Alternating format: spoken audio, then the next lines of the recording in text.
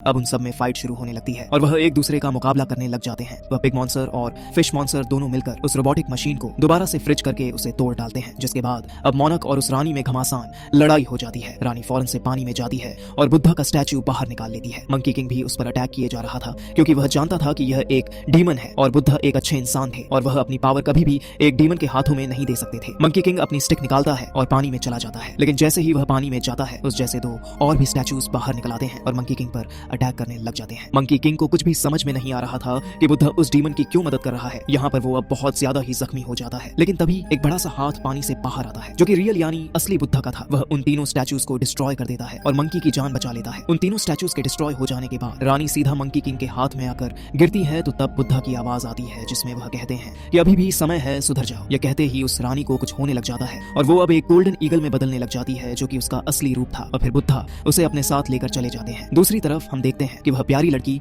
जो कि डीमन थी अब वह मोनक के साथ थी। देखते हैं कि वह पूरी तरह से इंजर्ड हो चुकी थी, जो कि अब वह मरने के कगार पर पहुंच चुकी थी। तभी वह मोनक से कहती है कि तुम मुझे इस दुनिया से आजाद कर दो क्योंकि मैं एक डीमन हूं। तब मोनक उसे उसकी भलाई के लिए उसे आजाद कर देता है, जिसके बाद वह गायब हो जाती है। इस कहानी के लास्ट सीन में हम देखते हैं कि वह चारों रेगिस्तान से होता हुआ कहीं पर जा रहे होते हैं। तभी मोनक मंकी किंग में उस लड़की को देखता है जिसे वह पहले पसंद किया करता था, क्योंकि मंकी किंग के सर पर जो बेल्ट थी वह उसी लड़की की थी। वह उससे बेल्ट मांगता है लेकिन वह उसे नहीं देता और इसी तरह से शरारतें करते हुए एक दूसरे से लड़ाइयां करते करते आगे बढ़ते रहते हैं। इसी के साथ यह कहानी भी यहीं पर खत्म हो जाती है।